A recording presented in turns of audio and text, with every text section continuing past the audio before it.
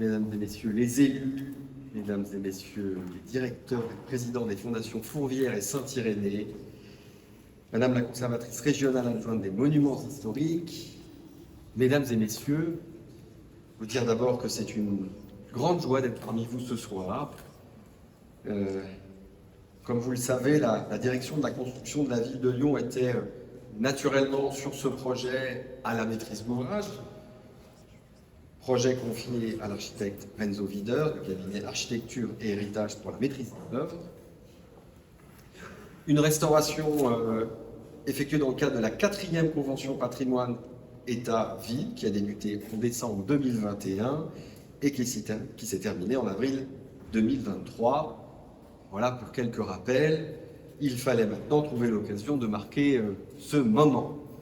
Et bien voilà, enfin nous nous retrouvons dans ce magnifique édifice, doté désormais d'un visage rajeuni, plus resplendissant, donc plus hospitalier encore d'apparence, plus accueillant forcément, puisqu'en y entrant, on s'y sent attendu.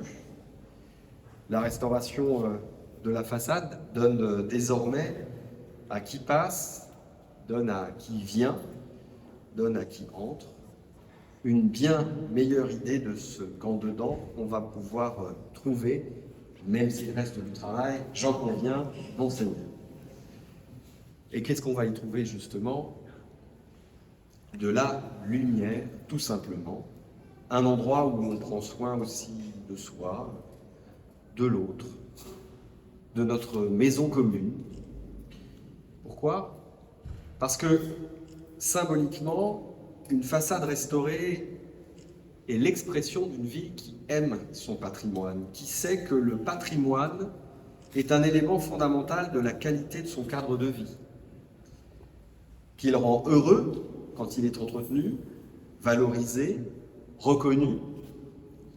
Le patrimoine de la ville, c'est notre histoire, sédimentée dans la pierre, dans la géométrie enlacée de ses rues et de ses bâtiments.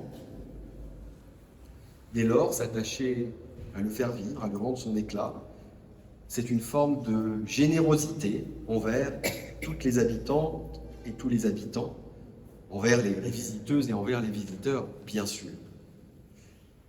Cela dit qu'à Lyon, nous voulons partager nos trésors en les donnant à voir. Cela dit que nous tenons à notre mémoire et que rien ne viendra l'ensevelir. Nous restons en lien avec notre passé, celui que les générations qui nous ont précédés ont traversé. Les générations qui nous ont précédés ne l'ont d'ailleurs pas seulement traversé, le passé, ils l'ont bâti. Nous en héritons.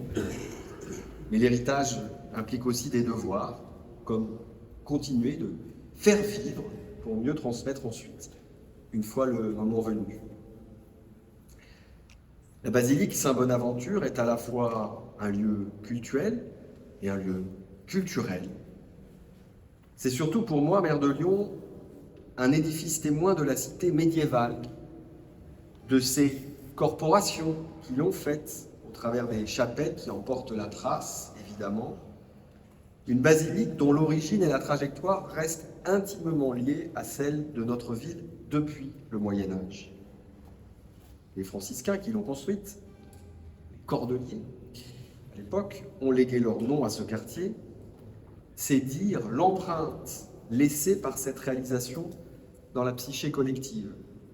Du reste, c'est l'un des seuls bâtiments médiévaux de la presqu'île lyonnaise qui a subsisté après les percées inhérentes aux grandes transformations urbaines initiées par le préfet Claude Marius Weiss au XIXe siècle.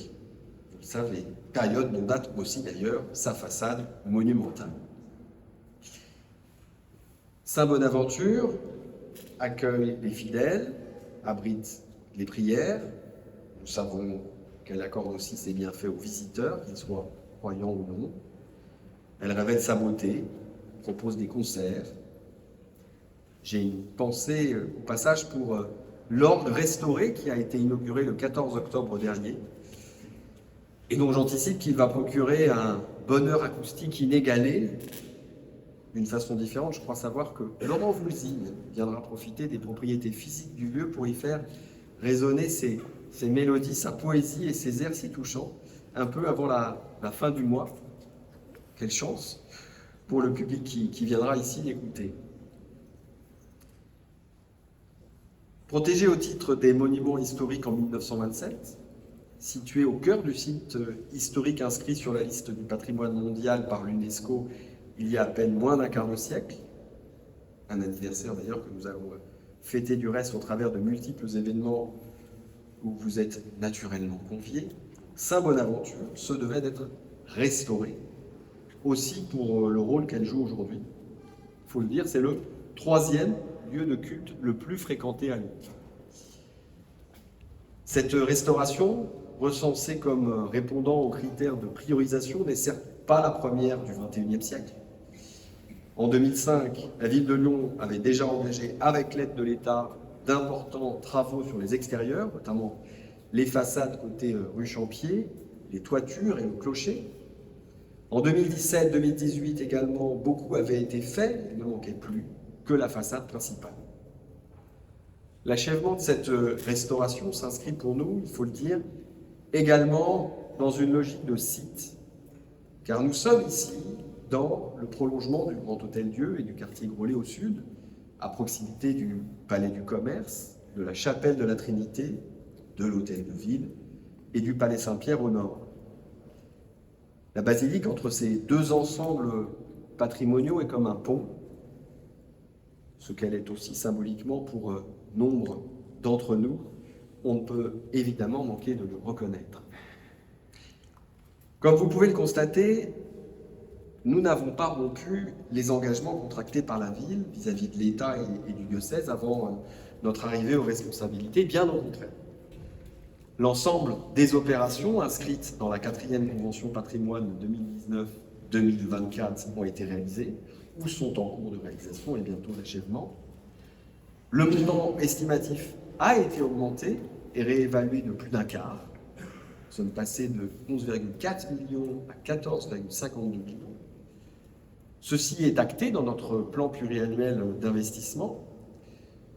En effet, nous avons choisi d'aller sur des réalisations parfois plus ambitieuses que prévues, et l'État, que je remercie, a accepté de nous suivre sur cet engagement au service du patrimoine lyonnais. Je tiens à ce titre à remercier les services de l'État, comme ceux de la ville, bien évidemment, et mon adjoint, Sylvain Godillon, qui, avec sa délégation, ne ménage aucun effort pour rendre cela possible. Cette détermination a permis que la feuille de route élaborée pour la restauration d'édifices remarquables comme la basilique Saint-Bonaventure, l'église Saint-Irénée, Saint-Bruno, bientôt Saint-Nizier, ainsi que l'orgue Cavaillé-Coll de Saint-François-de-Sales, ait été tenue. La volonté n'a jamais manqué, pour une raison simple, nous sommes pleinement conscients de la richesse que cela représente pour la ville de Lyon, et nous sommes profondément attachés à ces lieux. S'agissant de la basilique Saint-Bonaventure, je voudrais remercier pour finir les acteurs de la paroisse, d'abord le diocèse, son concours, et les généreux donateurs anonymes qui se sont manifestés à travers lui. Ensuite, la commission patrimoine, qui a notamment pris en charge, avec l'accord de la ville, la restauration d'un groupe sculpté en bois faisant partie du mobilier. L'association pour l'orgue de Saint-Bonaventure, qui s'est fortement mobilisée pour la restauration de l'orgue, avec à ses côtés la ville, la région Auvergne-Rhône-Alpes et la Fondation Saint-Irénée.